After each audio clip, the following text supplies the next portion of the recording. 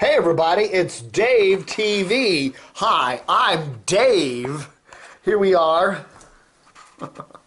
Here I is. All right, folks, what is today? Today is well, we're on the air. There's the whatever, blah, blah, blah, blah, blah, blah, blah, blah, blah, blah, blah. Here's the website. Jack Diamond returns to Chicago. Jack Diamond is back on yeah, it's is Jack Diamond ever going to be on the air back again here in Washington? It looks increasingly less likely. Whatever. Verstandig is selling a bunch of its Harrisonburg stations. Why is this news? It really isn't that big of a deal here.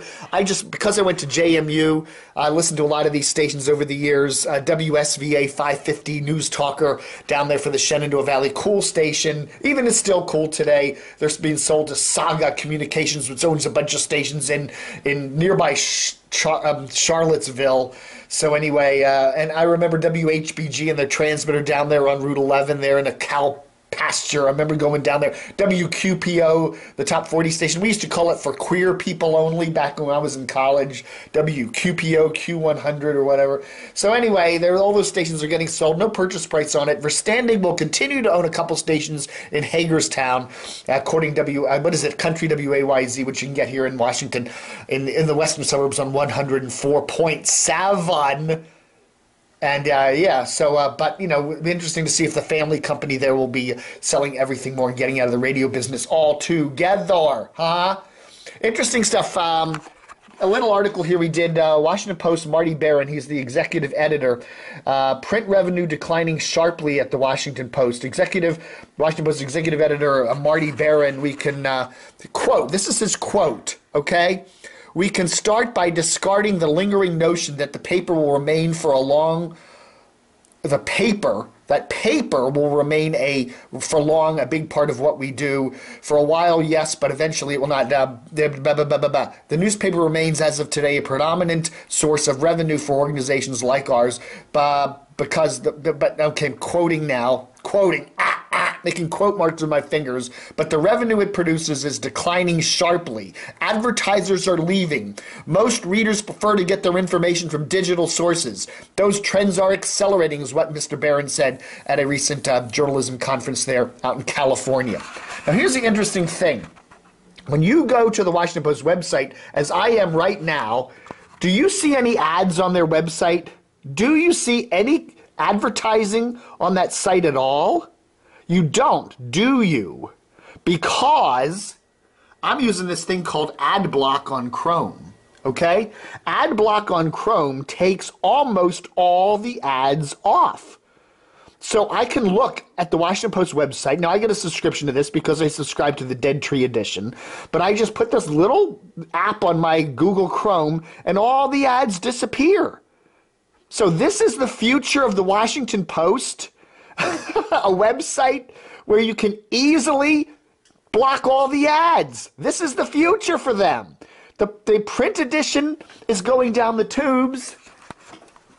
Here's the print edition. When you have the print edition, there is no app that'll block the ads. I mean, unless you want to, blindfold yourself, there's ads. So if I want to read this paper, I want to read this page, I'm seeing this ad, 5 ads on this page. There's no way to block these. But on the web, I can easily do that. Here's more ads. I'm afraid Mr. Barron is already writing off the print edition. They're almost already surrendering. Look at these papers. Look at the Washington Post and compare it to the Wall Street Journal. I don't know. The Wall Street Journal is just a better looking paper. It has more color in it. There's more color on the inside. It's got more. It's better geared to stories. I mean, there's more tech stuff in the paper. There's more obviously business stuff because it's primarily a business paper.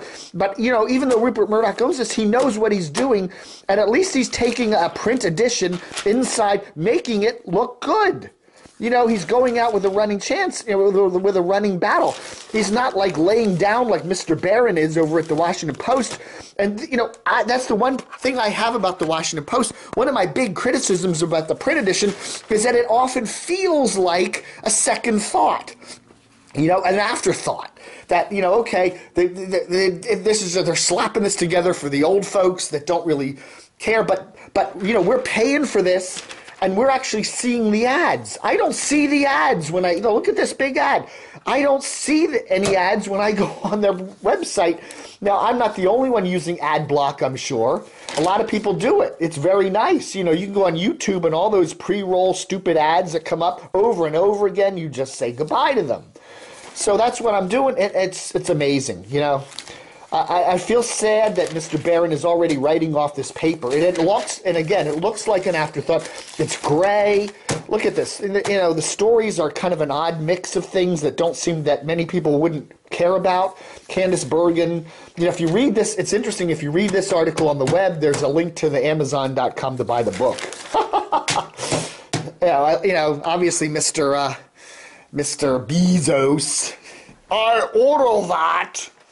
The paper, and it's just sad, honestly, the Washington Post could get rid of the reliable source gals, just run wire copy here, and it'd probably be just as effective, and probably a better reliable source column. The Washington Post could get rid of the Capital Weather Gang. Really, it is fun, I guess, to have these goofballs there sitting there predicting the weather. Do they really need that? I don't know. So what is it? What are we looking at here? It's sad. Who knows where this paper's going? But, Mr. Bezos has huge pockets. This is, he's billions and billions and billions of dollars, and any loss, literally a loss at the Washington Post is like you losing $50, Literally, that's like what it is to him. And he's got such huge pockets that, it's just a play toy for him. And I guess, I think he has Washington aspirations of some sort, and that's why he has bought the paper, 2 years ago. But, I don't know, man. Bob Schieffer to retire this summer. I like Bob. He's an affable guy, but it doesn't really matter. Who watches that Face the Nation other than a couple political goofballs? Really. And a bunch changing the desk chairs at WBAL Radio. Mallory Pinkard named the news director. It doesn't matter. It doesn't matter. Kerry Pahigian, interesting guy, very friendly on the phone and all that, but I don't think they know what they're doing over there at BAL. The station is slowly sinking into the sunset. Looking at the latest ratings, look at the radio ratings. Once again, CBS, you have 5 major FMers in the market, 5 of them, and you can't land any of them in the top 10. How many places in the country does a company have 5 major FMers in a market and have week after week after week, none of them in the top 10? Fresh 94.7, 14th place. PGC, which used to be a top revenue producer, top 5 station, 15th place in the latest ratings for the third week of March. JFK, 17th place. Now, they do okay with their radio revenue and, selling car dealer ads and whatever. El Zal, 18th place. And WNEW, 20th place. But still, 5 major FMers, and you can't get one of them in the top 10. And this is after almost 4 years this summer that Steve Swenson took over, man. CBS, man, I don't know. I don't know. That it's a mystery company, what they're doing. I guess it's the revenue stuff. We haven't seen the revenue numbers for this year, but who knows? Anyway, there he is, Dave Statter, one of the greatest TV reporters ever in the Washington market, worked at Channel 9 for gazillions of years. He's having a birthday celebration April 12th. That's this Sunday. Be turning 60, big ones. So go there and annoy him by reminding him that he's old. It's going to be at, where's it going to be at? Mr. Smith's in Georgetown, Sunday the 12th. Check it out. It's a benefit for the National Fallen Firefighters Foundation. Dave runs a really cool website which covers a lot of fire-related stuff. So go to firehero.org and sign up and go and take a look. I'm not going to be there. I've got some family obligations. I'm just such a busy dude, whatever. But I'll be there in spirit. I'll put my firefighter hat on for that day. So anyway. All right, folks, here's my Sling. Here, look. I don't have cable and I'm watching the Travel Channel. That's right, I've got my Sling TV running. So you can see what I've got here. Let's see. There we go. The layover there, Food Network. I'm getting, you can get like 20 channels on cable here for $20, and you don't have to, let's see, what am I doing here? I'm trying to get over to this little menu-y thing here. Anyway, here are all the different channels. AMC, I'm catching the latest season of Mad Men, which so far has been very unimpressive.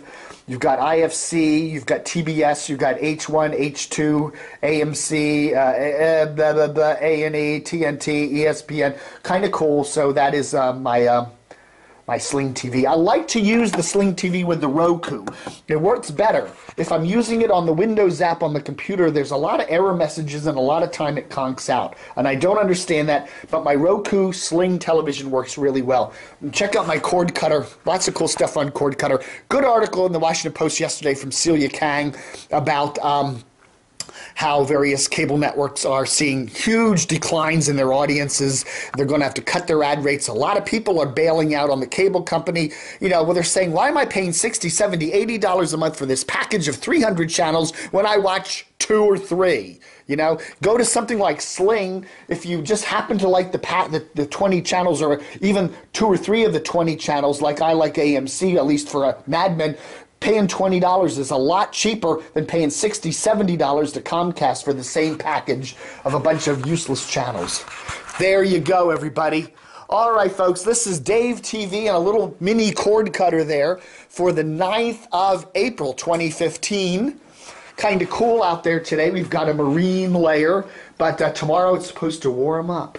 So anyway, here's my post. Here's my I really do think Wall Street Journal, second best newspaper in the country, probably just behind the New York Times. Washington Post is a distant 8th, okay? And down there with the USA Today, which is probably 9th. It's amazing how USA Today has fallen over the years. Anyway, thanks for watching Dave TV. Off the air!